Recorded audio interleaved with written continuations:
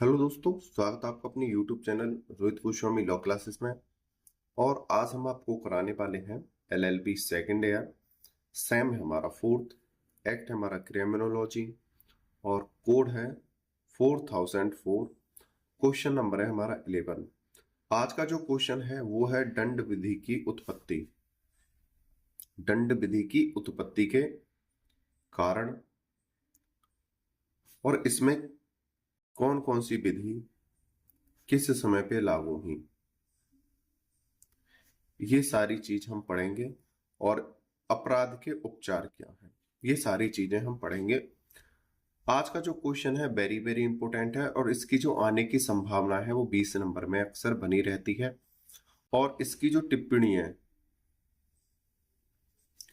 जो पॉइंट होते हैं, इसके पॉइंट 5 नंबर में आ जाते हैं।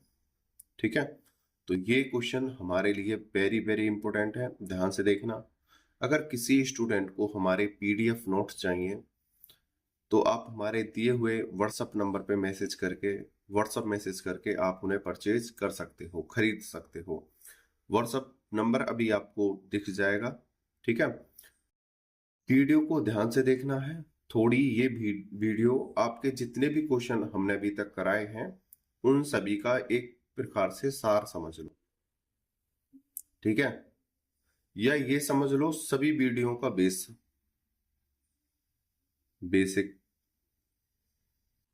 कुछ भी मान सकते हो, सभी वीडियो का सार या सभी वीडियो का बेसिक। तो ये वीडियो आपके लिए बहुत ज्यादा जरूरी है। आप अगर इसे समझ लेते हो, एग्जामिनर अपनी तरफ से चाहे कितने भी क्वेश्चन घुमा फिरा कर आपके सामने रख दे, आप उन्हें सरलता से सटीकता से कर सकते हो। ठीक है, तो ये तुम्हारा पूरा हॉल पे का क्वेश्चन है, पूरे क्रिमिनोलॉजी एंड पेनोलॉजी का, अपराध शास्त्र का पूरा एक क्वेश्चन है। ठीक है,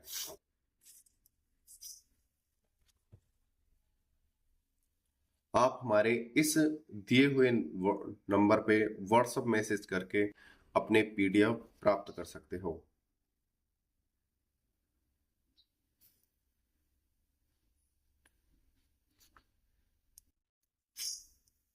क्वेश्चन नंबर है हमारा 11। आपराधिक विधि के बारे में आप क्या जानते हैं, वर्णन कीजिए। इसकी प्रमुख विशेषताओं का वर्णन कीजिए। आपराधिक विधि की उत्पत्ति वे उत्पत्ति के मुख्य विशेषताओं का वर्णन कीजिए। जब एग्जामिनर आपके सामने सिर्फ इतना ही लिख दे, आपराधिक विधि के बारे में आप क्या जानते हैं, वर्णन कीजिए, चाहे उसमें विशेषता मांगी हो या नहीं लिखी हो, उत्पत्ति विधि के उत्पत्ति के मुख्य सिद्धांतों का वर्णन कीजिए, अगर ये भी ना लिखा हो तो आप समझ जाना कि ये वाला क्वेश्चन मांगा गया है। या वो सिर्फ यहां से आपका क्वेश्चन रख सकता है, आपराधिक विधि की उत्पत्ति के मुख्य सिद्धांतों का वर्णन कीजिए। आप सब क्या समझते हो कि क्वेश्चन पूरा ही लिखा आए। ठीक है, ऐसा नहीं होता, वो यहां तक भी लिख सकता है, यहां से यहां तक लिख सकता है।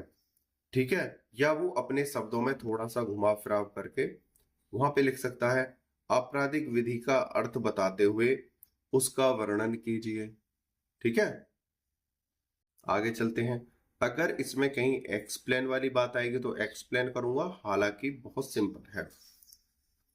आपराधिक विधि का अर्थ, प्रत्येक सुसंगठित समाज में दंड की धमकी के साथ कुछ कार्य या अकार्य को रोकने की मनाही की गई है। जैसा कि हमने पहले वीडियो में आपको काफी बार बताया है कि जो न्यायालय होता है कभी कभी क्या करता है, परिवीक्षा टाइप में जो अपराधी होते हैं, जैसे पुनः पहले पहले अपराधी या बाल अपराधी या मजबूरीवश अपराधी, उन्हें सुधारने के लिए एक छोटी सी धमकी देके जमानत पे छोड़ देता है कि अगर तुमने दोबारा से कोई अपराध किया तो आपको जेल भेज देंगे, ऐसी धमकी दे देता है। लेकिन ये क्या है, समाज के खिलाफ है।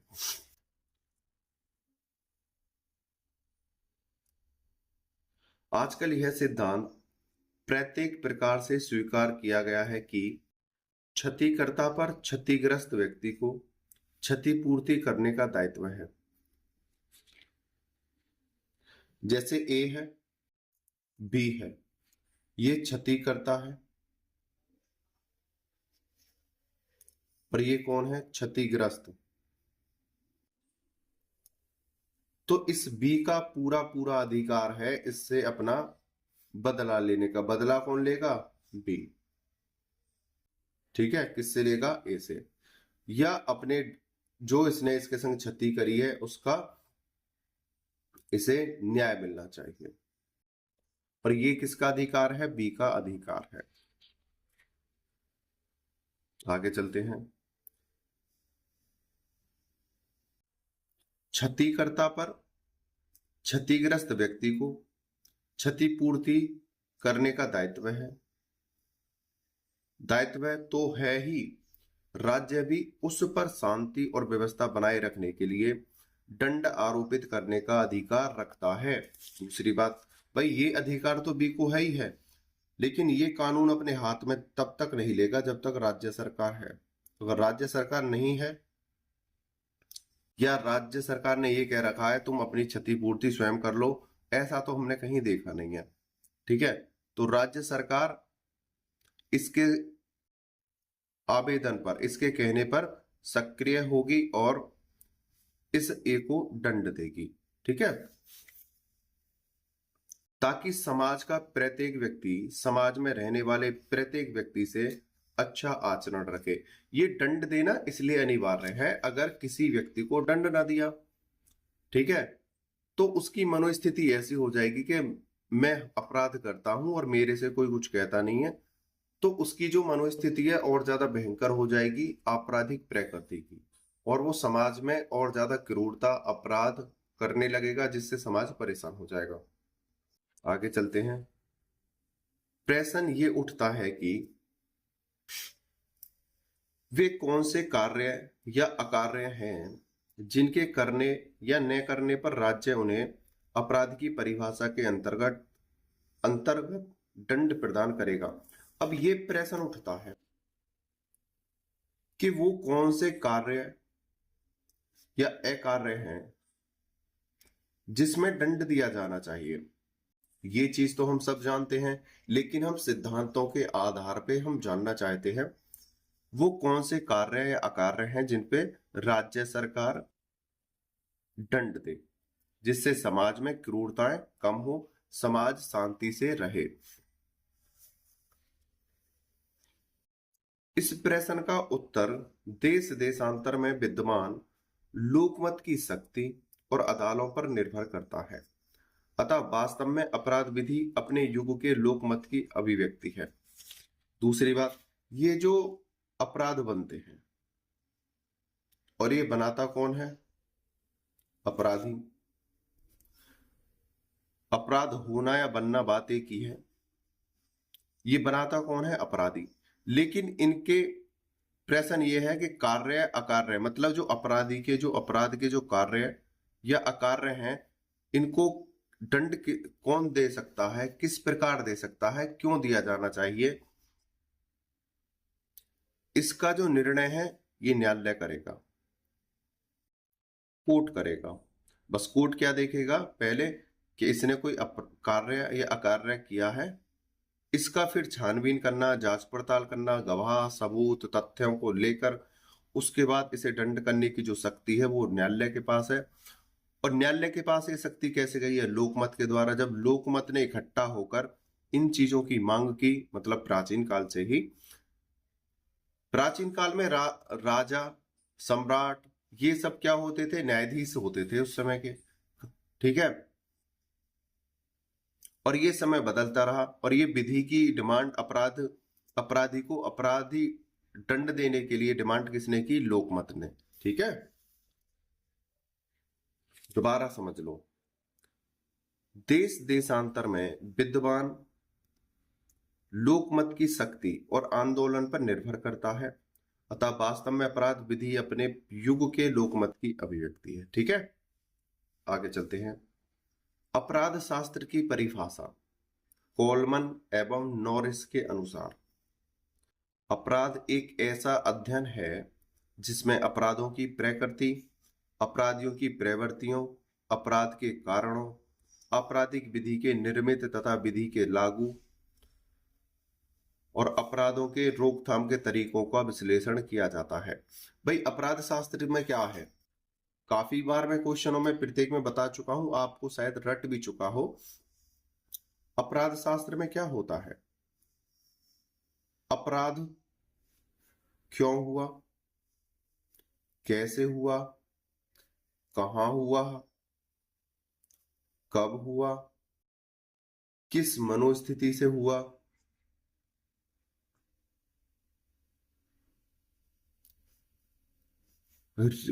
कारण क्या था, ठीक है, उपाय क्या है, क्या विधि होनी चाहिए, क्या दंड होना चाहिए, कैसा व्यवहार है, अमानवीय है या अत्याचार है, दंड कठोर होना चाहिए या सादा होना चाहिए, अन्य सभी बातों का इसमें वर्णन किया जाता है। इसी का सब में अध्ययन होता है। अपराधी कौन है, क्षतिग्रस्त कौन है, ठीक है, अपराध के नाम क्या है, अपराध का वर्ग क्या है, अन्य काफी चीजें हैं। इन सभी चीजों का मतलब, कहने का मतलब ये है, जो चीज अपराध से आकर जुड़ती है, अपराध से आकर जुड़ती है या जहां विधि का उल्लंघन होता है, विधि का उल्लंघन होता है, उसका अध्ययन हम अपराध शास्त्र में करते हैं। 100 बातों की एक बात, ये सटीक बैठेगा, ठीक है। अपराध आकर जुड़ती है, अपराध से आकर जुड़ने वाली सभी समस्याएं और विधि का उल्लंघन होने वाली जो भी कृत्य हैं, कार्य हैं, ये अपराध शास्त्र में, अपराध विधि में पढ़ाया जाता है।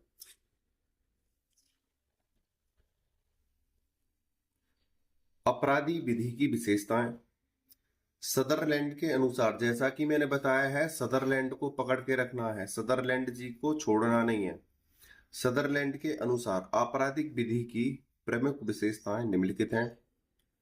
नंबर, राजनैतिकता, विशिष्टता, एकरूपता और दंड। पहले देखेंगे राजनैतिकता। राजनैतिकता आपराधिक विधि का अनिवार्य तत्व है। किसी अन्य संस्था द्वारा बनाए गए नियमों, जैसे ट्रेड यूनियन के नियम, मंदिर, चर्च या परिवार के नियमों आदि का उल्लंघन अपराध नहीं होता। केवल राज्य द्वारा बनाए गए नियमों की अवहेलना ही अपराध माना जाता है। देखो इसमें क्या बोला है कि कुछ ऐसी चीजें होती हैं, जैसे हमारी मंदिर, चर्च, मस्जिद या अन्य कोई पूजा का स्थान है, ठीक है। दूसरा, ट्रेड यूनियन, ये कुछ ऐसे अपराध हैं, अपराध नहीं, कृत्य मान लो,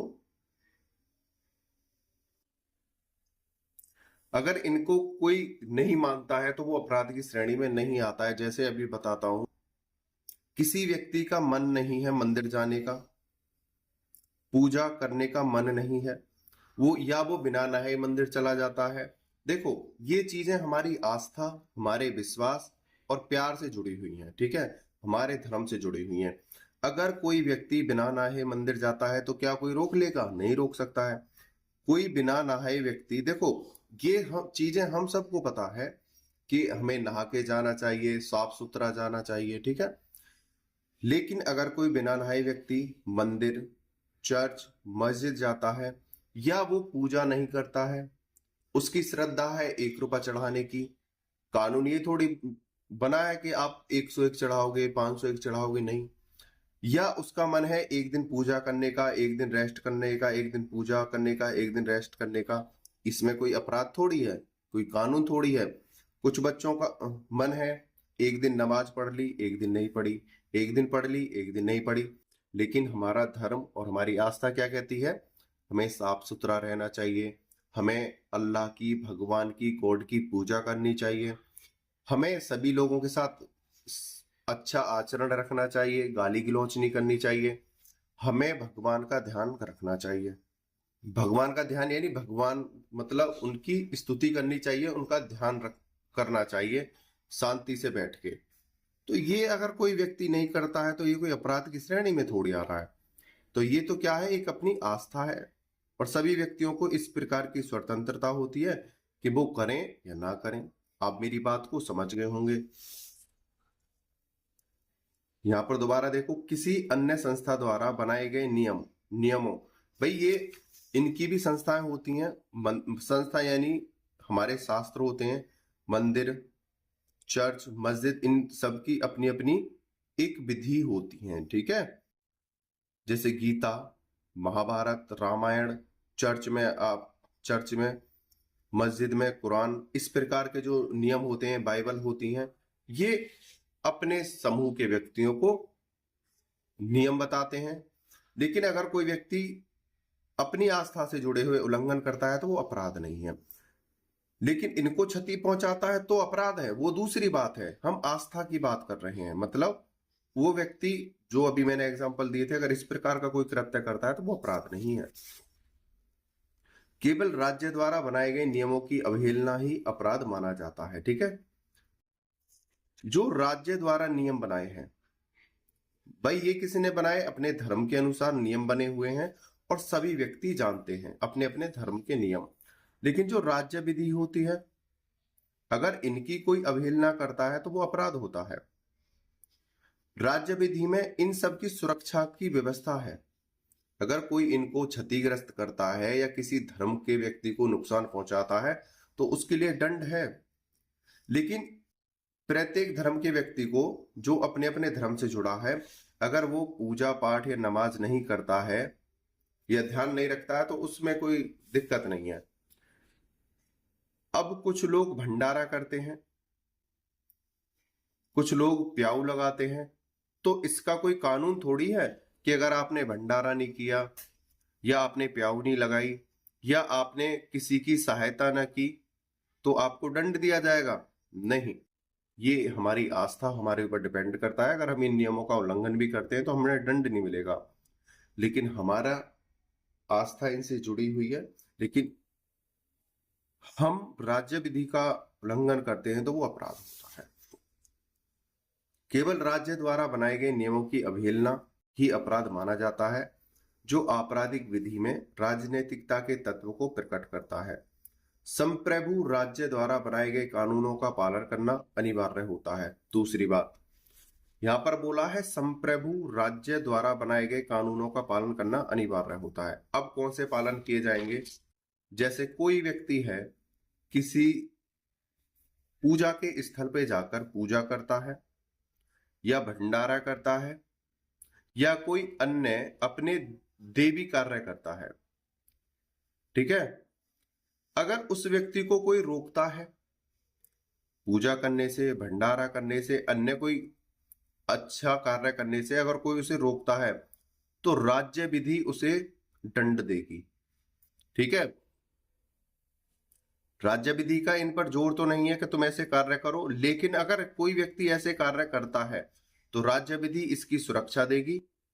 अगर कोई इन्हें ऐसे कार्य करने से रोकता है तो उसे दंडित किया जाएगा, ठीक है। दूसरा है विशिष्टता। कहने का मतलब था कि कुछ नियम अपनी मर्जी के ऊपर रहते हैं और कुछ नियम राज्य द्वारा बनाए जाते हैं और राज्य द्वारा बनाए गए नियमों का पालन हमें करना होता है।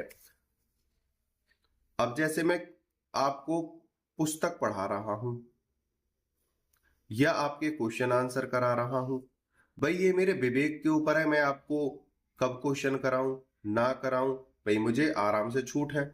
अगर मैं कोई सरकारी अधिकारी होता, ठीक है, और मैं सरकार से तनख्वाह ले रहा होता तो मेरे ऊपर एक दबाव रहता कि सर ने हमारा पेपर आने से पहले क्वेश्चन वो जो सिलेबस है कंप्लीट नहीं कराया था, वो मेरा क्या रहता, दंड रहता, मैंने कानूनी विधि का उल्लंघन किया है।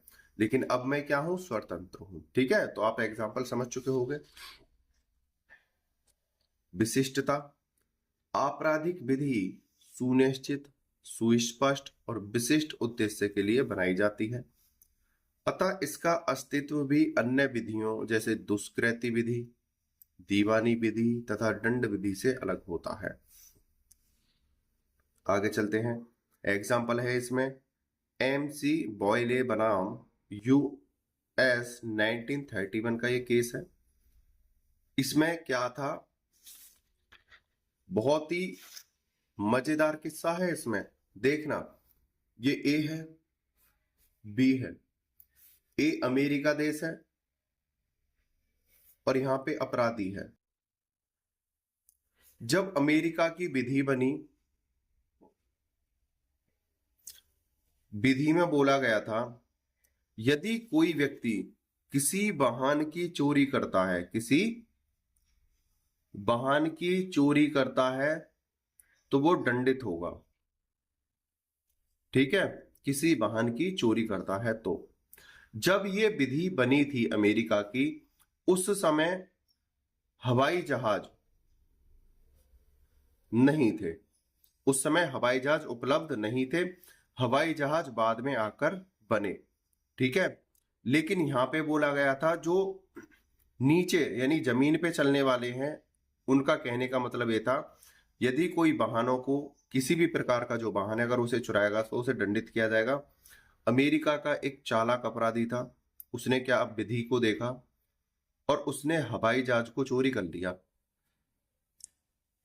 न्यायालय में बात जाता है, न्यायालय ने सब छानबीन की, जांच पड़ताल की और उसके बाद न्यायालय ने बोला कि इस व्यक्ति को बरी किया जाता है क्योंकि हमारी विधि में, अमेरिकी विधि में ऐसा अब तक कोई नियम नहीं था कि हवाई जहाज की चोरी करना दंड है। क्योंकि जब विधि बनी थी उस समय वाहनों की मतलब वाहनों की गिनती में हवाई जहाज नहीं था। ठीक है, और ये फिर इसको बरी कर दिया गया, छोड़ दिया गया। उसके बाद वाहनों वाहनों की गिनती में हवाई जहाज को भी अमेरिका ने रख दिया। आगे चलते हैं, अमेरिका में अपराधी पर वायुयान चुराने का कारण उस संविधि के भंग करने का आरोप था जिसके अनुसार किसी स्वचालित गाड़ी को ले भागना अपराध था। न्यायालय ने प्रतिवादी को इस आधार पर बरी कर दिया कि जब वह संविधि बनी थी तब वायुयान गाड़ियों की सूची में शामिल नहीं था। समझ चुके हो गए एग्जाम्पल के द्वारा एक बार में। ठीक है, आगे चलते हैं,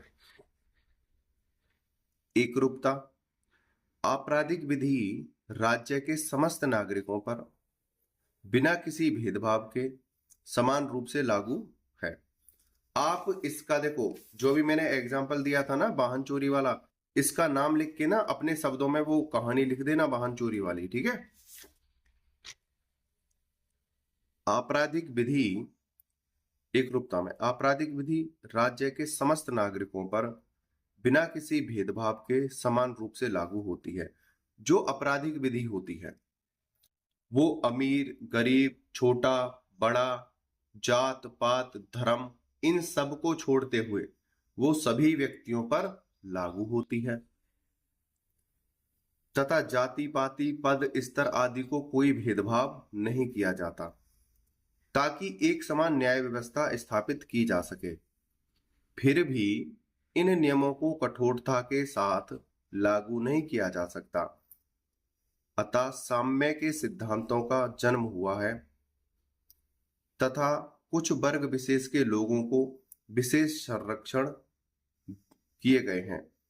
जैसे यहां पर बोला है, ये जो विधि है हमारी आपराधिक विधि जो होती है, इसमें किसी भी जात, धर्म, सदस्य, पार्टी, ऊंच नीच, ठीक है, अमीर गरीब, किसी में भेदभाव नहीं किया है, लेकिन कुछ लोगों को विशेष छूट दी जाती है जैसे बालक हैं, बाल अपराधी हैं, महिला हैं, ठीक है, या मजबूरी में अपराध है, या प्रारंभिक अपराधी है। इस प्रकार के व्यक्तियों को कुछ छूट दी जाती है, ठीक है। या कोई रोग से पीड़ित है, उससे अपराध हो गया है। ये कुछ ऐसे ग्राउंड होते हैं जिनमें आदमी को थोड़ी जल्दी छोड़ दिया जाता है, ठीक है।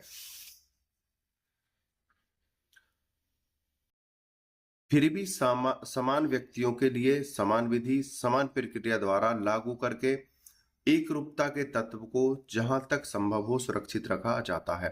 यहाँ पे बोला है इन सभी को छोड़ते हुए जितना भी संभव हो सके सभी व्यक्तियों के लिए, चाहे जात धर्म ऊंच नीच अमीर गरीब, इन सब को छोड़ते हुए सभी पर एक रूपता में एक तरीके से सभी के ऊपर विधि लागू की जाए। यही राज्य विधि का आधार है, यही अर्थ है। अब बात करते हैं फोर्थ पॉइंट की, दंड की। आपराधिक विधि में दंड का होना एक अनिवार्यता है। भाई जब आपराधिक विधि बनेगी तो अगर उसमें दंड ही नहीं है तो विधि किस काम की, ठीक है। तो इसलिए विधि में दंड का होना जरूरी है। भले ही दंड बहुत ही मामूली क्यों ना हो, चाहे दंड उसमें छोटा हो या बड़ा हो, लेकिन आपराधिक विधि जब बनी है तो उसमें दंड भी होना जरूरी है। वास्तव में दंड का यह तत्व आपराधिक विधि को व्यवहारिक विधि से पृथक करता है। आपराधिक एवं अपकृत्य विधि में मुख्य अंतर यही है कि अपकृत्य में क्षतिपूर्ति का आदेश दिया जाता है, जबकि आपराधिक विधि में दंडादेश दिया जाता है। अब देखो, दो विधि होती हैं, अपकृत्य विधि और एक आपराधिक विधि।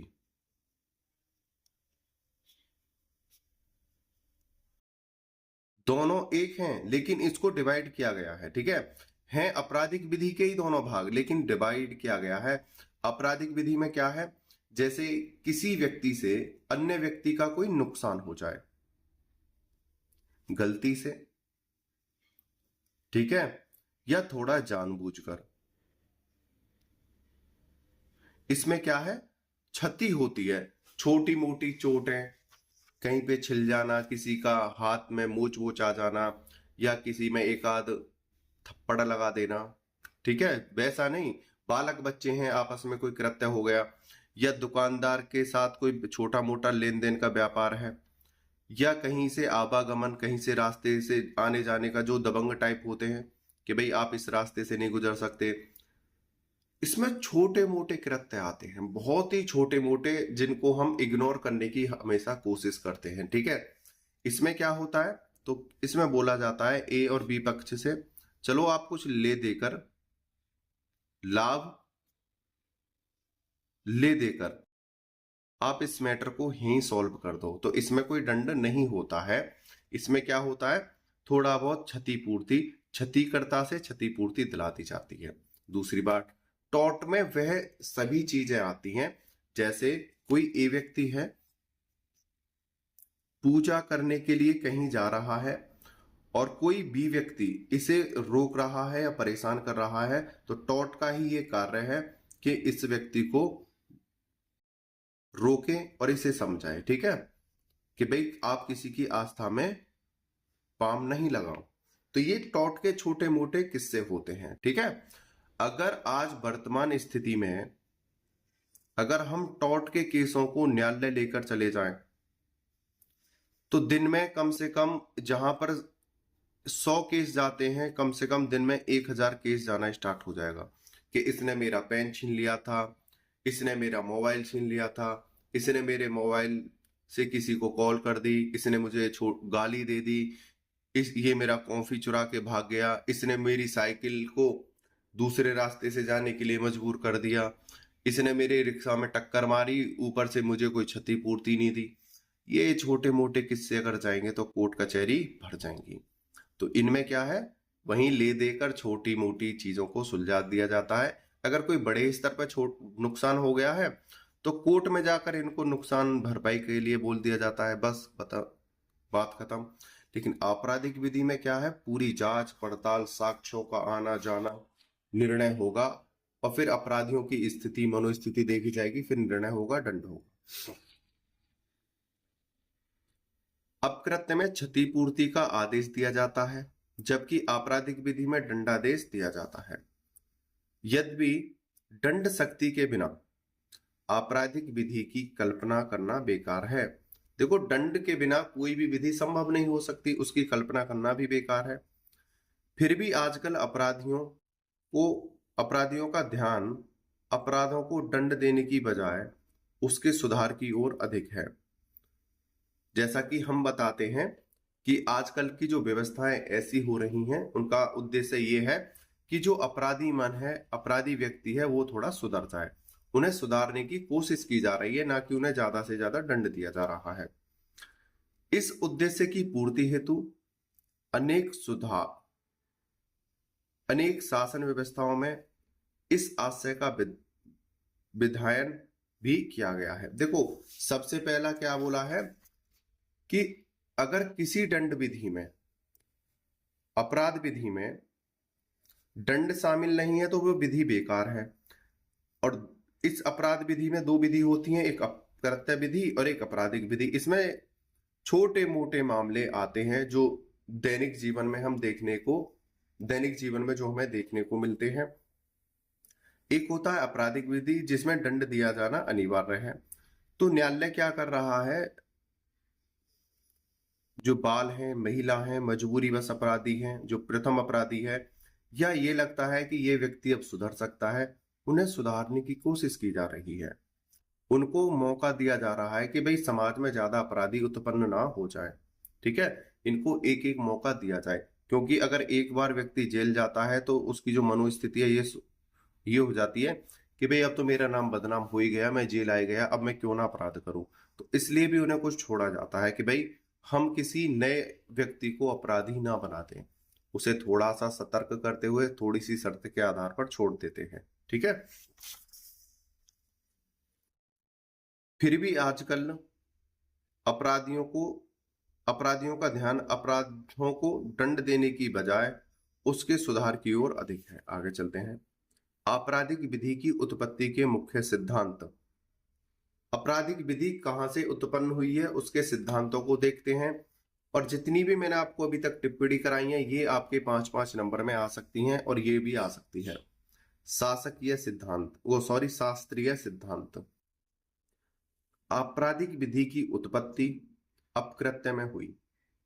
आरंभिक समाज में व्यक्तियों को क्षति देने वाले दोषपूर्ण कार्य क्षतिग्रस्त व्यक्ति के खिलाफ दोषपूर्ण कार्य माने जाते थे, न कि समाज के प्रति। यहां पर क्या बोला है कि सबसे पहले जो विधि बनी थी, शास्त्रीय विधि, उसमें छोटे मोटे अपराधों को भी शामिल किया गया था। उसमें छोटे मोटे अपराधों को शामिल किया गया था और जो विधि थी वो अपकृत्य विधि में स्टार्ट हुई थी, जिसमें क्षतिकर्ता और क्षतिग्रस्त ये व्यक्ति हुआ करते थे। ठीक है, यहां से स्टार्ट हुई थी। जिनके खिलाफ दोषपूर्ण कार्य जो व्यक्तियों के खिलाफ दोषपूर्ण कार्य माने जाते थे, न कि समाज के प्रति। और दूसरा, अगर इन दोनों के बीच में किसी भी प्रकार का मतभेद है या कोई विवाद है या कोई झगड़ा है, तो ये दोनों का ही मैटर था। इससे समाज का या राज्य का इनमें कोई इंटरफेयर नहीं था। ये जो है आपस में ही बैठ के सॉल्यूशन कर लेते थे, अपने समझौते कर लेते थे। आगे चलते हैं। ऐसी अवस्था में पीड़ित व्यक्ति अपने खिलाफ किए गए क्षतिकृत्य का बदला स्वयं ले सकता था। भाई, जिसने क्षति की है और जो क्षतिग्रस्त है, ये आपस में मैटर को सॉल्व करते थे, चाहे वो पैसे ले या बदला ले। ये इन दोनों का मैटर था, इससे समाज का और राज्य का कोई इंटरफेयर नहीं था। कुछ समय बाद व्यक्तिगत बदले का यह अधिकार समूह द्वारा प्रयोग किया जाने लगा। ऐसे अपराध जो संगठित समाज के लिए खतरा उत्पन्न कर सकते थे, उसे समूह ने उस पीड़ित व्यक्ति विशेष के प्रति दुष्कृति न मानकर पूरे समाज के प्रति क्षतिकारक आचरण माना और पीड़ित व्यक्ति को बदला लेने में सहायता देने लगा। पहले क्या था, जैसे ए है भाई किसी समाज को परेशान कर रहा है या समाज के व्यक्ति को परेशान कर रहा है, पहले क्या था कि जो पीड़ित है वो स्वयं अपना बदला ले, लेकिन फिर इस पीड़ित पक्ष की समाज सहायता करने लगा और एक संगठित ग्रुप बना कि भाई अपराधियों की संख्या ज्यादा हो रही है, भाई ऐसे तो एक एक करके सभी को परेशान कर देंगे। फिर इनका संगठन बना, ग्रुप बना और समाज, जैसे ए व्यक्ति किसी व्यक्ति को परेशान करता है तो ये समझो उस समाज को जहां पर वो व्यक्ति रह रहा है उस समाज को परेशान कर रहा है। इस प्रकार की विधि बनी और ये सभी मिलकर इसे दंड देने की पूरी कोशिश करते थे। व्यक्तियों को बदला लेने में सहायता देने लगा। संगठित समाज के रूप में जब राज्य का जन्म हुआ तो ऐसे समाज विरोधी कार्यों ने ही अपराध का रूप धारण कर लिया और धीरे धीरे ये छोटे मोटे अपराध ही, अपकृत्य वाले जो छोटे मोटे अपराध थे, ये बड़े अपराध बन गए और ये जो स्वयं अपना बदला लेने वाला था 1 पॉइंट, और दूसरा फिर संगठित समाज हुआ, तीसरा फिर एक राज्य बना, राज्य निर्माण हुआ और फिर इसकी कमान राज्य ने संभाल ली कि भाई आप अलग रहो, अब मैं सॉल्यूशन करूंगा कि कोई अपराधी को कैसे सुधारा जाता है, क्या दंडित किया जाता है। दूसरा है पॉइंट, संगठित समाज की युक्ति संगत प्रक्रिया का सिद्धांत। कुछ समाजशास्त्रियों का मत है कि आपराधिक विधि की उत्पत्ति संगठित समाज की युक्ति संगत प्रक्रिया में हुई है। समाज दोषपूर्ण कार्यों को अपने संगठन के लिए नुकसानदायक मानता है। भाई देखो, विधि का निर्माण कहां से हुआ है? हमारे समाज से ही तो हुआ है। आपने जब ज्यूरिस्प्रूडेंस पढ़ा होगा तो वहां पे आपने देखा होगा कि हमारे जो प्रथा है, प्रथा से विधि है। प्रथा बनी पहले, प्रथा के आधार पर विधि बनी, ठीक है, ना कि विधि से प्रथा बनी। जो हमारी संस्कृति है, जो हमारी प्रथा है, उसी को देखते हुए जो नियम हमारी प्रथा के द्वारा चलाए आ रहे थे, उन्हीं को थोड़ा सा फेरबदल करके उन्हीं को विधि बना दिया गया है। ठीक है, तो यहां पर बोला गया है कि विधि की उत्पत्ति संगठित समाज की युक्ति संगत प्रक्रिया में हुई है। जो विधि का जो निर्माण हुआ है, ये ऐसा नहीं है किसी राजा ने या किसी सरकार ने आकर बना दिया, नहीं। ये जो हमारा समाज था, उन्होंने एकत्रित होकर, सभी ने एकत्रित होकर अपराधियों से लड़ने के लिए एक विधि बनाई थी। ठीक है, उसी विधि को आगे चलकर राज्य ने सरकारी विधि बना दिया। ठीक है, तो ये इस विधि का निर्माण कहां से हुआ है? हमारी प्रथा से, हमारे पूर्वजों के द्वारा और हमारी संस्कृति के द्वारा। उस समय जो दंड समझे जाते थे उनके ऊपर वो पहले ही विधि बना चुके थे, लेकिन समय के अनुसार इन चीजों में थोड़ा सा बदलाव होने लगा। ठीक है, समाज दोषपूर्ण कार्यों को अपने संगठन के लिए नुकसानदायक मानता है, इसलिए उसने संगठित स्वरूप की सुरक्षा के लिए समाज ने इन दोषपूर्ण कार्यों की पुनरावृत्ति को रोकने के लिए नियमों की रचना की। और ये विधि क्यों बनाई? कोई अपराधी है ए और बी, भाई ए ने बी को परेशान किया, ए ने सी को परेशान किया, ए ने डी को परेशान किया। समाज ने क्या सोचा कि भाई ये जो व्यक्ति है और किसी व्यक्ति को परेशान ना करे, अब इसके ऊपर विधि बनाई जाए, इसे दंडित किया जाए। तो ये व्यवस्था हमारी संस्कृति, हमारे समाज और उस समय की वर्तमान स्थितियों को देखकर बनाई गई थी, जिससे कि समाज को नुकसान ना पहुंचे।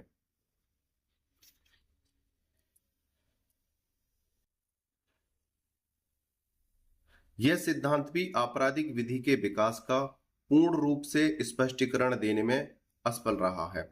लेकिन यहां पर एक लास्ट हेडिंग जो आई है वो क्या कहती है कि ये जो हमारी विधि है, जो हमारी समाज ने एकत्रित की है, संगठित की है, लेकिन ये भी आपराधिक विधि के विकास का पूर्ण रूप से स्पष्टीकरण नहीं करती है। ये भी क्या रही, असफल रही। उन्होंने कहा कि ये जो अपराध शास्त्र है, उस हालांकि पहले समाज ने विधि बनाई थी अपराधों को रोकने के लिए, लेकिन ये क्या रही, असफल रही। भाई विधि नियम सब वही हैं, ये नहीं है कि उन्होंने जो विधि नियम बनाए वो गलत थे, सही हैं, लेकिन अपराधों को रोकने में वो असफल रही। इसलिए इसमें इसी विधि के आधार को लेते हुए इसमें थोड़े से फेरबदल किए, और जो दंड थे इनमें बढ़ावा दिया गया, और कुछ पहले ऐसे दंड होते थे जो बहुत ज्यादा कष्टदायी और क्रूर होते थे, उनमें कम किया। यानी कि वर्तमान स्थिति को देखते हुए दंड को कम या ज्यादा किया गया और विधियों को थोड़ा सा फेरबदल करते हुए समाज में आज लागू किया जाता है। ठीक है, और कहने का मतलब ये था कि ये विधि अपराधों को रोकने में असफल रही थी और अपराध शास्त्र की व्याख्या करने में भी असफल रही थी। तीसरा, सामाजिक प्रथा का सिद्धांत। सामाजिक प्रथाओं के उल्लंघन पर समाज में जो प्रक्रियाएं उत्पन्न हुई, आपराधिक विधि उस प्रक्रिया का परिणाम है। समाज में प्रथाओं का विकास होना स्वाभाविक है। देखो यहां पर क्या बोला है, विधि का निर्माण कहां से हुआ है, सामाजिक प्रथा से। सामाजिक प्रथा या सांस्कृतिक प्रथा, सांस्कृतिक प्रथा से ही और सामाजिक प्रथा से ही बनी है विधि। ठीक है, सामाजिक प्रथाओं के उल्लंघन पर समाज में जो प्रतिक्रियाएं उत्पन्न हुई, आपराधिक विधि उसी प्रक्रिया का परिणाम है। समाज में प्रथाओं का विकसित होना स्वाभाविक है। समय के साथ साथ प्रथाओं का आधार नैतिक होता जाता है और इनका उल्लंघन समाज के समूह द्वारा प्रतिक्रिया पैदा करता है। और सामाजिक या सांस्कृतिक, किसी को मारना, पीटना, चोरी करना, डकैती करना, यौन शोषण करना, ये सभी क्या है, सामाजिक अपराध हैं। भाई कैसे हैं सामाजिक अपराध हैं, किसी धर्म, किसी आस्था को ठेस पहुंचाना, ये सांस्कृतिक प्रथा है। हालांकि ये भी है तो हमारा समाज का ही हिस्सा। या किसी धरोहर को ठेस पहुंचाना, जो देश की धरोहर है, संपत्ति है। तो ये जो है हमारे जो नियम हैं ये कैसे आ रहे हैं, प्राचीन काल से ही चले आ रहे हैं, लेकिन ये अपराध को रोकने में असफल रहे थे। बस इनका कहने का मतलब ये है, और अपराध शास्त्र को वर्णन करने में असफल रहे थे। लेकिन ये जो विधि है, इसी के आधार पर नई विधि बनी है, जो वर्तमान विधि है, इसी का आधार लेते हुए नई विधि बनी है। और उसमें जो दंड है, भाई प्राचीन काल में बहुत भयंकर दंड होते थे, उन दंडों में फेरबदल किया गया है।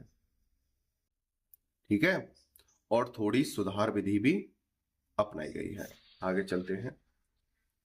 समय के साथ साथ प्रथाओं का आधार नैतिक होता जाता है और इसका उल्लंघन समाज या समूह के साथ प्रतिक्रिया पैदा करता है। अतः समाज अपनी प्रतिक्रिया आपराधिक विधि के रूप में व्यक्त करता है, क्योंकि इसी विधि के माध्यम से प्रथाओं के भंग को दंडित किया जाता है। ठीक है भाई, जो प्रथाओं को, यानी जो हमारे प्राचीन नियम है, जो हमारी विधि है, उसका कोई उल्लंघन करेगा तो उसे दंडित किया जाएगा, सीधी सी बात है। और प्रथा से विधि बनी है, प्रथा से विधि बनी है, नैतिकता के उल्लंघन से विधि बनी है, समाज के उल्लंघन से विधि बनी है, सांस्कृतिक उल्लंघन से विधि बनी है, और प्रथा से विधि है, ना कि विधि से प्रथा। आगे चलते हैं। विभिन्न समूहों के हितों के विरोध का सिद्धांत। आपराधिक विधि की उत्पत्ति पृथक समूहों के हितों के विरोध में हुई है।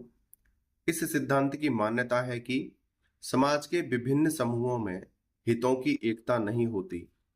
हितों की प्रतिकूलता होने पर समाज का शक्तिशाली वर्ग विधि के माध्यम से कुछ आचरणों का निषेध करता है। इस मनाही के बावजूद विरोधी हित का समाज वर्जित आचरण को अपनाता है, यही आचरण अपराध का रूप धारण करता है। यहां पर बोला है कि भाई समाज, भाई कोई देश होता है, देश के अंदर समाज होता है, जैसे एक देश हो गया ए, बी, सी, भाई इनके अलग अलग समाज होंगे, अलग अलग रीति रिवाज होंगे, प्रथाएं होंगी, भाई ये अलग हो सकते हैं, इनकी विधि और दंड अलग अलग हो सकते हैं, ठीक है, लेकिन इनमें एक रूपता नहीं होती। भाई इनकी अलग हो सकती है, इनकी अलग हो सकती है, इनकी अलग हो सकती है, लेकिन उद्देश्य एक होगा कि अपराधी को कैसे रोका जाए और कैसे दंडित किया जाए जिससे समाज दूषित ना हो।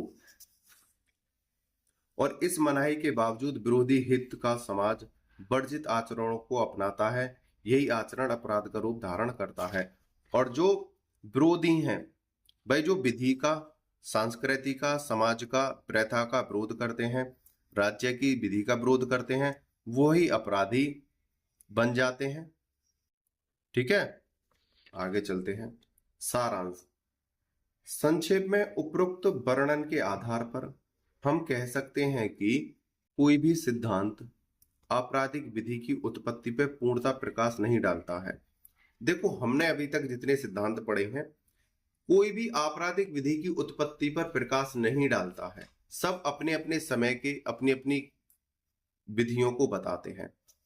सभी सिद्धांत आंशिक सत्यता प्रकट करते हैं। भाई सभी अपने अपने समय की सत्यता प्रकट करते हैं, अपने बारे में बताते हैं।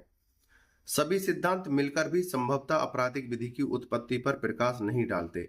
सभी को अगर एक जगह इकट्ठा कर लिया जाए, आपराधिक विधि पर प्रकाश नहीं डाल पाते हैं, क्योंकि आपराधिक विधि की धारणा में विशिष्ट स्थान, काल, समाज से जुड़ी से रहती है। ऐसी अवस्था में हमें विभिन्न समाजों के विभिन्न कालों में आपराधिक विधि की उत्पत्ति के विषय में अध्ययन करना और उनके शोधपूर्ण अध्ययन के आधार पर किसी सामान्य सिद्धांत का प्रतिपादन करना होगा। यहां पर क्या बोला गया है, देखो सभी की अलग अलग विधि है, जैसे ए की अलग, बी की अलग, सी की अलग, और जितने भी देश हैं, देश में समाज भी अलग अलग होते हैं। और हो सकता है किसी देश में, अब हमारे भारत को ही ले लो, भारत में जितने राज्य हैं, कहीं ना कहीं विधि में उतार चढ़ाव आपको हर जगह मिल जाएगा। भारत में भी सभी के लिए समान विधि है, लेकिन राज्य के अनुसार, स्थान के अनुसार देखा जाए तो कहीं ना कहीं थोड़ा बहुत बदलाव मिलता है। तो आपराधिक विधि क्या कहती है कि इन लोगों ने अपने देश में अपने समय की सर्वश्रेष्ठ विधि लागू की थी, कोई दिक्कत नहीं है, लेकिन हम इन सब का परीक्षण करके, इन सब की जांच करके, इन सब के कारणों का आधार देखकर, सभी की प्रथा देखकर, हम इन सभी का विश्लेषण करके अपराध विधि का निर्माण करते हैं। ठीक है, और उसके आधार पर अपराधी को दंड या उसे क्षमा देते हैं। लेकिन ये अपने समय की श्रेष्ठ हैं, अपने अपने देश में, अपने अपने समाज में इन्होंने बनाई थी। लेकिन हमारा उद्देश्य क्या है, हम सभी को लेकर चलेंगे, सभी देश, सभी समाज को, सभी प्रथाओं को। ठीक है, तो इसलिए कोई भी देश, कोई भी समाज पूर्ण रूप से इस लेवल का नहीं है जो अपराध शास्त्र को बना सके। इसमें कहने का मतलब सिर्फ यही है। तो यहां पर यही बोला गया है, आपराधिक विधि की उत्पत्ति पर प्रकाश नहीं डालते कोई भी समाज, क्योंकि आपराधिक विधि की धारणा विशिष्ट स्थान, काल और समाज से जुड़ी रहती है। ऐसी अवस्था में हमें विभिन्न समाजों के विभिन्न कालों में आपराधिक विधि की उत्पत्ति के विषय में अध्ययन करना और उनके शोधपूर्ण अध्ययन के आधार पर किसी सामान्य सिद्धांत का प्रतिपादन करना होगा। कहना है कि सबका अध्ययन करने के बाद हम किसी निश्चय पे पहुंचेंगे और किसी विधि का निर्माण करते हैं, वही अपराध शास्त्र में आता है। उम्मीद करता हूं यह क्वेश्चन आपको समझ में आया होगा, मैंने समझाने की पूरी कोशिश की है। यह क्वेश्चन हमारा थोड़ा सा इंटरेस्टिंग था और यह बताता कि बताता है कि हमारी विधि की उत्पत्ति के कारण क्या थे और हमारा अपराध शास्त्र जो है उसमें क्या है। ये सब चीजें हमें बताता है। आपने वीडियो को अंत तक देखा, मुझे अच्छे से सुना, उसके लिए धन्यवाद। टेक केयर, बाय बाय, जय हिंद, जय भारत।